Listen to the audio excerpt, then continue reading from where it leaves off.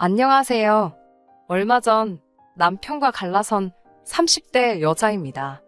매일같이 남의 이야기를 듣기만 하다가 제 이야기를 하려고 하니 어떻게 시작해야 할지 이것도 쉬운 일이 아니네요. 세상엔 정말 쉬운 일이 하나도 없는 것 같아요. 옛말에 10길 물속은 알아도 1길 물속은 모른다더니 정말 그 말이 딱인 것 같습니다. 너희만 잘 살면 바랄 게 없다던 시부모님이셨어요. 그런데 지금 생각해보니 그 말조차 당신 체면치레 하시느라 했던 말이었나 봐요. 그런 줄도 모르고 그런 시부모님이 마인드가 멋져서 결혼을 결심한 제가 멍청이지요. 남편과 저는 술자리에서 만난 사이입니다. 이렇게 말하면 색안경을 끼고 보실까봐 걱정이 되긴 하는데 사실은 사실대로 말씀드릴게요. 저는 술은 못 마시는 편입니다. 제 친구들도 그걸 알아서 저랑 만날 때는 보통 맛집을 가거나 카페를 가는 식으로 일정을 짜지요. 하지만 남편을 처음 알게 된 그날은 피할 수 없는 술 약속이 잡혀 있었습니다. 제 친구 중 한 명이 그토록 가고 싶어 하던 대기업에 입사를 하게 되었거든요. 2년 동안 친구가 얼마나 마음고생을 했는지 제가 옆에서 똑똑히 지켜봤기에 제 마음이 다 찡하더라고요. 그렇게 저를 포함한 4명이 모처럼 기분 좀 내보자며 와인바에 가기로 했네요. 약속 당일 평소보다 수업이 좀 일찍 끝났습니다. 잠깐 서점이라도 들릴까 하다가 퇴근 시간대라 차가 막힐지도 모르겠다 싶어서 어디 다른 데 들리지 않고 바로 약속 장소인 와인바로 향했네요. 하지만 예상보다 차가 막히지 않아서 의도치 않게 제가 1등으로 도착했더라고요. 먼저 바에 들어가 핸드폰을 하면서 친구들을 기다리게 되었지요. 그런데 착각인진 모르겠지만 저쪽에서 누군가 자꾸 저를 힐끔힐끔 쳐다보는 듯한 기분이 들어서 꽤나 불편해지더군요. 결국 나가서 기다리는 게 나을까 생각하고 있는데 친구들이 하나둘씩 도착하기 시작했습니다. 4명이 모두 모인 이후로는 그 남자의 존재는 까맣게 잊고 즐거운 시간을 보냈지요. 그렇게 얼마간의 시간이 지나고 저를 포함한 모두가 어느 정도 기분 좋게 취한 상태로 다른 가게로 자리를 옮기게 되었습니다. 화장실을 다녀온 뒤 슬슬 짐을 챙기면서 자리를 일어나고 있는데 아까 그 남자가 성큼성큼 저희 테이블로 오더라고요. 그러더니 불쑥 자기 핸드폰을 내밀며 제 번호 좀 알려달라 했습니다. 솔직히 그런 경험은 처음이었기에 어떻게 거절해야 할지 모르겠더라고요. 하지만 친구들은 취해서 그런 건지 그냥 줘버리라며 자기들끼리 웃고 떠들고 난리가 났고 정신없는 통에 저도 충동적으로 약간 에라 모르겠다라는 생각과 함께 제 번호를 찍어줬습니다. 그때만 해도 적어도 저는 술자리에서 있을 법한 특별한 경험 정도로만 생각했지 별다른 의미를 부여하거나 그런 건 없었네요. 이후로 한동안 그런 일이 있었다는 사실조차 잊고 지낼 만큼 바쁜 하루하루를 보냈습니다.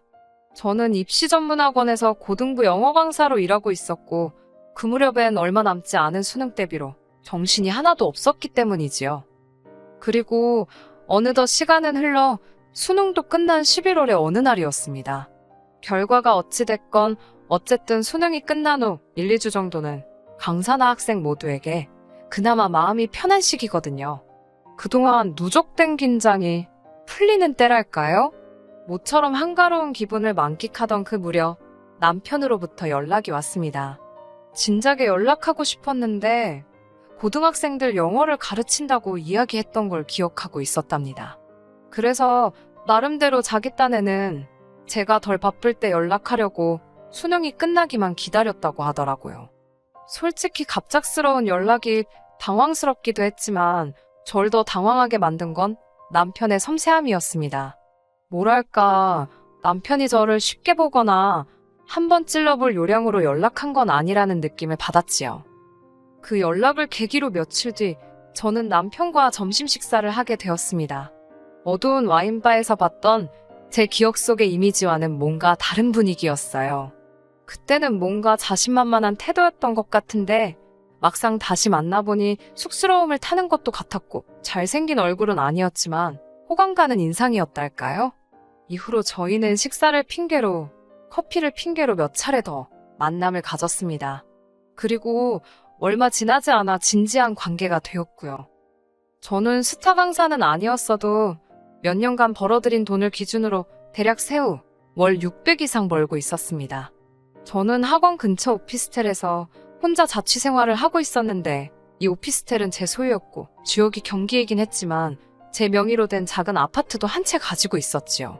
이 외에도 주식이라던가 적금 등 또래에 비해서는 비교적 경제적으로 여유가 있는 상황이었어요. 남편의 경우 중소기업을 다니고 있었지만 복지나 연봉 등 처우가 꽤나 좋은 곳이라 했습니다. 특히나 소위 나랏일에 수주를 많이 받는 회사라서 잘릴 일은 없다고 하더라고요. 하지만 결혼 준비를 하면서 좀 더 자세한 이야기를 듣게 되었네요. 남편은 공식적으로는 하루에 8시간을 일하는 걸로 되어 있었지만 돈 못 받는 야근을 걸핏하면 했으니 아무리 대충 계산해도 하루에 최소한 한두 시간은 무료 봉사를 하고 있는 셈이었어요. 연봉은 4천 정도였는데 이것도 세금부터 시작해 차 떼고 포 떼고 하면 뭐 실수령은 한 달에 300도 안 되더라니까요. 시댁의 상황도 그렇게 좋기만 한 것은 아니었습니다. 몇 년 전까지 동네에서 작은 가게를 운영하셨다는 시부모님께서는 이후로는 딱히 정해진 일을 하고 계시지는 않으셨고요. 그나마 당신들 소유의 아파트 한 채가 있었고 나라에서 나오는 연금으로 생활을 하고 계신 상황이었습니다. 남편이 매달 2, 30만 원의 용돈도 드리고 있었고요. 그러니까 두 분이 먹고 사시는데 크게 무리는 없으셨지만 결혼할 아들한테 한미천 해주실 여유는 없으신 그런 상황이었지요. 하지만 그럼에도 불구하고 제가 남편과 결혼을 결심한 건 남편의 성품과 시부모님의 약속이 있었기 때문이었습니다. 특히 시부모님의 약속이 컸는데요. 시부모님께선 당신들이 해줄 게 없는 만큼 저에게 바라는 것이 하나도 없다고 하셨습니다. 합가 같은 것도 신경 쓰지 말랍니다. 당신들이 오히려 불편해서 싫다고 그냥 남편하고 저 둘만 잘 살면 된다고 말씀해 주셨어요. 솔직히 주변에 결혼한 친구들을 만나면 다 시부모님이 힘들게 한다, 부담스럽다며 하소연하기가 일쑤던데 그에 비하면 저희 시부모님은 소위 게임분들 같았지요. 친구들도 제 이야기를 듣고는 진짜 그런 시부모님들이 존재하냐며 저더러 진짜 대박이라고 부러워했고요. 하지만 식을 올리고 3개월이나 지났을까 생각지도 못한 정말 어이없는 상황을 맞닥뜨렸습니다. 진짜 외동아들인 남편이랑 결혼할 때 이런 문제가 생길 거라곤 상상도 못했네요. 한 사람의 잘못이라고 콕 집어 말하기는 어렵지만 그래도 굳이 지목을 하자면 모든 문제의 원인은 어머님이셨습니다. 맏며느리셨던 시어머니께서는 남편의 외가친가 할 것 없이 모든 일을 통솔하려 드셨습니다. 어머님 본인이 그렇게 사시는 거야 솔직히 제가 상관할 바는 아니었지요. 문제는 당신이 지키지 못할 약속을 하시고는 그 책임을 저희한테 미루기 일쑤셨습니다. 어머님의 그런 성격을 알아차리게 된 건 저희의 출국날이었습니다. 사실 남편과 저는 결혼한 지 3개월이 될 때까지도 신혼여행을 떠나지 못하고 있었는데 거기엔 그럴 만한 사정이 있었지요. 조금 설명을 드리자면 회사를 다니는 남편과 달리 저는 수업을 하는 강사다 보니까 업무 일정이 학생들 학기를 기준으로 돌아갑니다. 게다가 양쪽 집안 어른들 모두 결혼식은 나를 받아서 하는 게 좋겠다 하셨기에 여러모로 결혼 날짜 정하는 것부터가 일이었어요. 덕분에 결혼식을 올리자마자 떠나는 다른 부부들과 달리 저희는 신혼여행을 바로 가지 못했고 그나마 다들 휴가를 떠나는 여름방학만 오길 기다리고 있었던 거예요. 아무튼 그날은 곧 비행기를 타러 가야 했기에 정신이 하나도 없었습니다. 그런 와중에 어머님께 전화가 걸려왔고요. 저는 당연히 조이 잘 다녀오라고 연락을 하신 줄 알았어요. 그런데 어머님께선 뜬금없이 저희 신혼집 비밀번호를 물어보셨습니다. 제가 집에 아무도 없을 텐데 그걸 왜 물어보시냐고 여쭤봤습니다. 그러자 어머님께선 숙부의 아들, 그러니까 저에겐 시동생이지요. 사실 도련님이나 서방님이라고 불러야 한다는데 지금 그 소리도 곱게 안 나와서 그냥 시동생이라고 할게요. 그 시동생이 서울에 며칠 볼 일이 있어서 올라온답니다. 그 소리를 듣곤 어머님께서 저희 집에서 지내면 된다고 하셨다는 거예요. 그러면서 그 사촌동생은 오후 2시쯤 서울역에 도착하니까 당신이 먼저 저희 신혼집에 오셔서 청소도 좀 해놓고 그러려고 한다시대요. 너무 황당했지만 혹시나 예의 없다고 느끼실까봐 최대한 정중하게 어머님, 그건 어려울 것 같다고 말씀드렸습니다. 아무리 사정이 그래도 주인 없는 집에 어머님이나 시동생이 오는 건 불편해서 싫다고요. 게다가 신혼집이라서 솔직히 이 정도 말씀드리면 아차 싶어서라도 이해하실 줄 알았거든요. 하지만 어머님께서는 아직 시동생이 회사도 안 다니고 돈도 많이 없을 텐데 너무 인색하게 굴지 말고 이번 한 번만 쓰게 해주랍니다. 어머님이 도통 물러나실 것 같지도 않고 도저히 안 되겠다 싶어서 남편에게 좀 받아보라고 전화기를 넘겼습니다. 어머님께서 뭐라고 말씀을 하시는지 남편은 말없이 듣고만 있으면서 네 거리기만 하는데 불길한 느낌이 들더라고요. 그리고 한 5분 정도 지났을까요? 남편이 전화를 저에게 다시 돌려주는데 도통 남편의 표정을 읽을 수가 없었습니다. 가타부타 말도 없고 답답해서 안 된다고 확실히 말씀드렸냐고 물었어요. 그러자 남편이 그냥 비밀번호 알려드렸다는 거예요. 제가 미쳤냐고, 제정신이냐고 소리를 질렀습니다. 그러자 남편이 그 시동생은 얌전한 애라면서 괜찮을 거랍니다. 시동생이 얌전하고 나발이고 그게 문제가 아니잖아요. 저는 웃기지도 않다고 한마디 내뱉었습니다. 그리고는 보란듯이 씩씩거리며 바로 현관 비밀번호를 바꿔버렸습니다. 남편이 어이없다는 듯 저를 쳐다보더니 뭐 하자는 거냐고, 뭘로 바꿨냐고 물어보더라고요. 바로 말해줄 것 같으면 내가 애시당초 바꿨겠냐고 쏴붙이곤 신혼여행 다녀와서 알려주겠다고 했어요. 어머님 헛걸음하시게 하기 싫으면 당신이 전화해서 오지 마시라고 하라고요. 남편은 서운하다면서도 딱히 방법이 없겠다 싶었는지 어머님께 전화를 걸더군요. 남편 핸드폰이 안 좋은 건지 어머님 목청이 좋으신 건지 어머님이 뭐라고 악을 쓰시는지 다 들렸습니다. 쌍욕은 아니었지만 저에 대해 괘씸해하셨지요. 그까짓 집이 달키라냐. 가족끼리 별것도 아닌 걸로 마음 상하게 왜 그러냐. 내가 잠만 잔다는데 네 숙부가 들으면 얼마나 서운해하겠냐.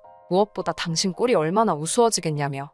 결국 그 일로 남편은 남편대로 저는 저대로 마음이 상해서 비행기에 올라야만 했어요. 하지만 그게 끝이 아니었습니다. 공항에서 수속을 마치고 비행기에 탑승하려는데 오피스텔 건물 관리인 아저씨로부터 전화가 걸려왔어요. 평소에 관리인 아저씨께서 직접 전화를 하시는 일은 거의 없으니까 무슨 일이라도 생겼나 싶어 급하게 전화를 받았지요. 전화 내용은 어처구니가 없었습니다. 누가 저희 집 도어락을 열려고 여러 차례 시도하는 걸 아저씨가 붙잡으셨다는 거예요. 아무래도 이상한 여자 같다면서 자기가 이 집 주인 엄마라고 하더랍니다. 하지만 관리인 아저씨께선 저나 저희 친정어머니 얼굴을 잘 아시거든요. 도저히 안 되겠다 싶어서 경찰을 부르려다가 그래도 먼저 말을 해줘야 하나 싶어서 전화를 하셨다고요. 그런데 이런 맙소사, 전화기 너머로 저희 시어머니 목소리가 들리는 게 아니겠어요? 일단 전화를 바꿔달라고 하곤 어머님께 집으로 가시라고 지금 뭐 하시는 거냐고 한마디 해버렸어요. 그리고는 아저씨껜 죄송하다고 저희 어머님이라고 말씀드렸네요. 남편은 자기 어머니가 얼마나 쪽팔리셨겠냐며 그냥 그깟 비밀번호 좀 알려드리지 너무하답니다. 제가 남편에게 한마디만 더 하라고 그러면 신혼여행이고 뭐고 가만 안 있겠다고 엄포를 놨어요. 그러자 남편도 더는 별말 안 하고 짜증난다는 듯 한숨만 내쉬더라고요. 당연히 신혼여행지에 도착해서도 마음이 편치가 않았습니다. 어머님으로부터 온갖 짜증과 화가 가득 담긴 문자가 줄기차게 와댔거든요. 어떻게 며느리가 시애미오 얼굴에 똥칠을 할 수가 있냐? 왜 내가 내 아들 집에도 못 들어가고 이런 서름을 겪어야 하냐? 아니, 무슨 아들 집이래요? 제 집에 남편이 들여온 거라곤 식탁하고 침대밖에 없는데 말이지요. 솔직히 만약에 남편이라도 나서서 어떻게 분위기 좀 좋게 해보려고 노력하는 흉내라도 내줬다면요. 저도 어머님 문자 그냥 못 본 채 하고 기분 좀 풀어보려고 했을 겁니다. 그런데 남편까지 옆에서 툴툴거리니 내가 지금 이게 뭐 하는 건가 싶더라고요. 그러다 친정어머니께 전화가 왔고 답답한 전 이런저런 일이 있었다고 털어놓았습니다. 친정어머니께선 잠깐 동안 말이 없으셨어요. 그러더니 뭐 그런 경우가 다 있냐면서 저더러 대처를 잘했다고 하시더라고요. 하지만 남편하고는 너무 오래 그러지 말라면서 아마 저희 남편도 자기 어머니가 지나치셨다는 걸 알고는 있을 거라고, 그런데 괜히 자존심 세우느라 심통 부리는 걸 테니까 저더러 한번 봐주랍니다. 남자는 원래 단순하다면서요. 저희 어머니께서 항상 하시는 말씀이 미워하는 것도 힘이 드는 일이라면서 그 힘을 다른 곳에 쓰라고 하시거든요. 이번에도 뭐 비슷한 맥락이었지요. 저는 그래, 마음 넓은 내가 이해하자, 그렇게 마음을 먹고 남편에게 먼저 화해의 제스처를 취했습니다. 그래, 남편은 아들 입장에서 어떻게 해야 할지 몰랐을 거야 라고 스스로를 이해시키려고 노력했지요. 남편도 제가 그렇게 나와주기를 기다렸는지 못 이기는 척 말문을 열었습니다. 하지만 신혼여행 3일째가 되는 날이었어요. 어머님께서 문자를 해오셨는데 한숨이 저절로 나오더군요. 무슨 말 같지도 않은 선물 목록을 적어 보내신 거예요. 저희가 하와이에 있었는데 하와이에서는 명품이 저렴하다고 들으셨다면서 남편 외가친과 할 것 없이 친척분들께 드릴 거니까 센스껏 명품으로 선물을 사오라는 거예요. 사촌동생들은 성별에 맞춰서 지갑이나 운동화, 그리고 어른들은 성별에 맞춰 넥타이와 스카프라나. 그 인원수가 자그만치 14명이었습니다. 황당해서 남편에게 어머님이 지금 이렇게 보내셨다며 어머님이 지금 무슨 생각을 하고 계신지 모르겠다 했습니다. 그러자 남편이 말하기를 사실 어머님께서 자기가 결혼할 때 며느리 될 애한테 이 정도는 받으실 거라며 미리 친척들한테 자랑을 해두셨더랍니다. 그런데 제가 집을 해가니까 예단을 안 해간다고 해서 어머님이 많이 당황하셨다는 거예요. 아들 장가 가는데 돈 한 푼 안 보태주셨으면서 어떻게 그런 허풍을 치셨지라고 혼잣말처럼 중얼거리니 남편이 저더러 너도 솔직히 빈손으로 시집 오지 않았냐입니다. 집도 원래 네가 살던 집이지 자기 때문에 산 거 아니지 않냐고요. 차도 제가 원래 타던 차지 자기를 위해서 뽑은 것도 아닌데 솔직히 자기랑 결혼하다고 해서 새로 장만한 게 없는데 왜 예단을 생략해야 하는 건지 남자인 자기가 봐도 이해가 안 된다나요? 그러면서 어머님 입장에선 아들이라곤 자기 하나뿐인데 며느리가 예단도 안 해오니 얼마나 창피하셨겠냐입니다. 이참에 어머님 기도 살려드리고 예단 가지고 뒷말 안 나오게 사오라는 대로 쫙 사가재요. 그리고 어머님 백도 하나 사잡니다. 백, 어이가 없었지만 이유나 들어보자 싶어서 물으니 신혼여행 오기 전에 제가 어머님 가슴에 대못을 박지 않았냐며 용서를 구해야 할 것 아니냐고요. 여기까지 듣고 나니까 진짜 거지근성이 이런 건가 싶더군요. 전 아무런 대꾸도 하지 않았습니다. 그리곤 어머님이 말씀하신 명품 매장에 가서 보란듯이 백 2개를 샀어요. 남편이 하나는 누구 거냐고 묻길래 하나는 내 거고 하나는 우리 엄마 거라고 했지요. 그러자 남편이 실망했다는 듯이 기분 나쁜 표정을 하곤 자기 엄마 건 안 사냐입니다. 그래서 네 돈으로 사라고 했어요. 친척들 선물도 네 돈으로 사라고 난 뒷말 나와도 상관없다고 했습니다. 남편이 상관없다고 되묻길래 어차피 이제 남 될 건데 날 씹던지 말던지 알게 뭐냐고 그랬지요. 남편이 정색을 하면서 그게 무슨 소리냐길래 한국 도착하는 대로 내 집에서 나가라고 했습니다. 그 잘난 식탁하고 침대 가지고 가라고 원하면 돈으로 줄 테니까 꺼지라고 했어요. 그리고선 바로 택시 타고 숙소로 돌아와 짐 쌌습니다. 제 비행기표만 바로 다음 날로 변경한 뒤에 남편에게 말도 안 하고 한국으로 와버렸지요. 오자마자 그 인간 짐 싸서 시댁으로 보냈고요. 퀵으로 보냈더니 1~2시간이나 지났을까 어머님께서 전화를 해오셨습니다. 아주 반가운 목소리로 받았더니 이건 뭐고 너는 왜 한국에 있냐입니다.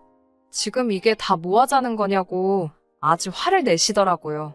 보아하니 남편과 통화를 하셨던가 봐요. 저는 말 막 하지 마시라고 저 그 집 며느리 안 한다고 어머님이랑 저랑 완전히 남남이니까 말 그따위로 하실 거면 전화하지 마시라 했습니다. 이튿날 원래 날짜에 맞춰 귀국한 남편이 당연하다는 듯 오피스텔로 왔더라고요. 지 엄마를 닮았는지 비밀번호를 바꿨다고 분명히 말을 했는데도 틀린 번호를 삑삑삑 어지간히 눌러대더라고요. 제가 경찰 부르기 전에 꺼지라고 현관문에 대고 싸붙였습니다. 남편은 진짜 왜 이러냐면서 자기가 미안하답니다. 자기는 제가 착하고 이해심도 많은 사람인 줄 알았다고, 연애 때 자기한테 돈도 잘 쓰고 그래서 자기 가족들한테도 잘해줄 줄 알았답니다. 한마디로 절 호구로 봤다는 거잖아요. 누굴 탓하겠어요. 다 제 업보지요. 뭐 그런 실랑이를 한 2주도 넘게 했던 것 같아요. 더 매정하게 하지 못한 건 솔직히 남편이 제 직장도 알고 제 친정도 알고 한마디로 저에 대해 다 알고 있잖아요.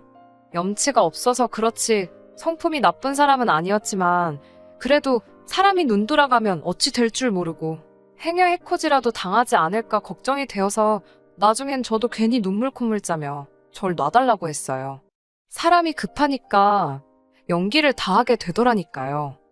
결국 다행히 남편이 마음 정리를 해서 저의 짧았던 4개월이라고 해야 하나, 무튼 결혼 생활은 막을 내렸습니다. 서류상 깨끗하면 뭐하나요. 친정 부모님은 그래도 법적으로 미혼이라고 기죽지 말라시는데 그건 제 양심에 찔려서 못할 것 같고, 어쨌든 이제 곧 수능이라서 당분간은 애들 공부에만 올인하려고요. 살다 보면 또 생각지도 못한 일들이 있을 거고 그땐 지금보다 더 현명한 선택을 내릴 수 있도록 조심하면서요. 끝까지 들어주셔서 감사합니다. 오늘의 사연은 여기까지입니다. 구독과 좋아요, 알람 설정 부탁드리고 더 좋은 사연으로 다시 찾아뵙겠습니다. 감사합니다.